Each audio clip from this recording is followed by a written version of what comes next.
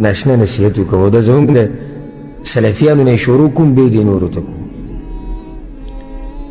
لکه ته به یو سلفي وینې بعض په سلفیانو کې داسې دي او د نن سبا ګټه بیماري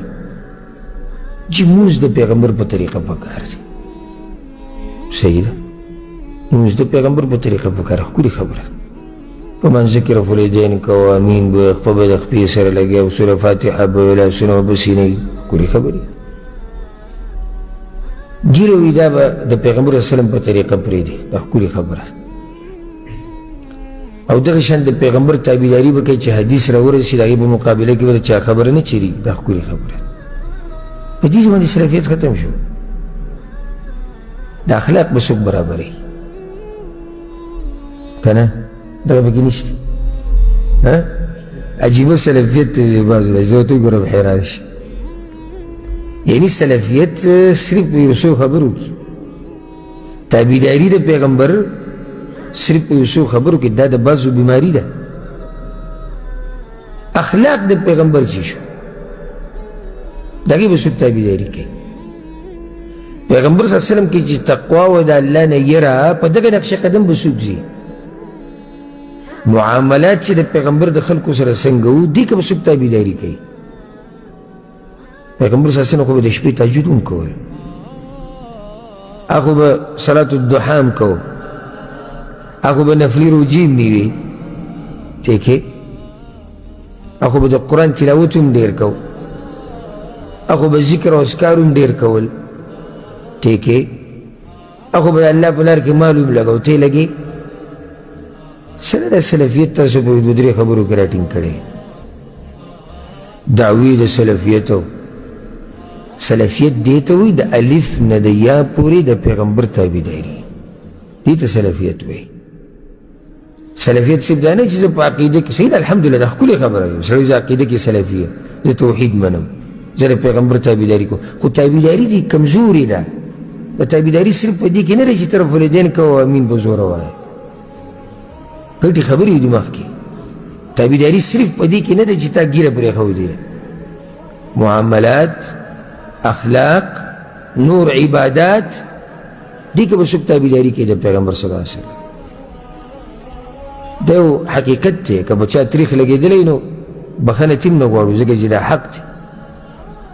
او حق مونږ هر چاته وایو مونږ الحمدلله دا کار نشته چې دا زمونږ ملګری دی او دا پردی دی او دا علانې دی او دا یاره والله که پردی یي او که خپل یي او که مالدار یي او که خان یي او که ملک یي او که تور یي او که ملنګ یي او که فقیر یي که نه د هېچ چا نه م سترګه نه سوځي په حق ویلو کې الحمدلله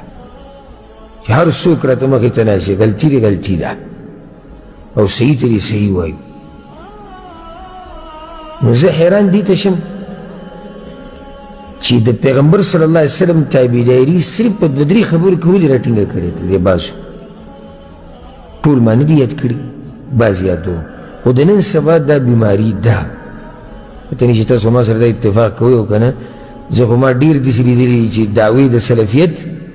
او صرف یو څو خبرې راټینګې کړي دي معاملات صفر اخلاق صفر شپې تهجد نشتی صلات الضحا نشتی ذکر او اذکار نشتی صدقې نشتی اخلاق نشتی کردار نشتی د ښځې سره ښایسته خوی نشتی د ملګرو سره اخلاق نشتی عجزي نشتی تابعداري د پیغمبر صرف ته به دوه درې کارونو کې کوي داسې خو به د بدعتي راپاسي دی خو هم په بعضو خبرو کې د پیغمبر تابعداري کوي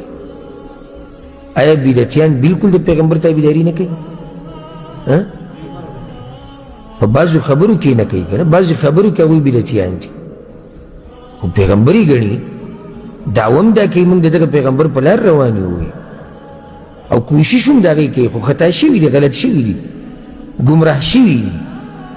نور خو هغوی دا لار نه دی نیولې چې موږ د دې لپاره لګیو چې موږ د پیغمبر مخالفت کوو چېرته دا ویلي نه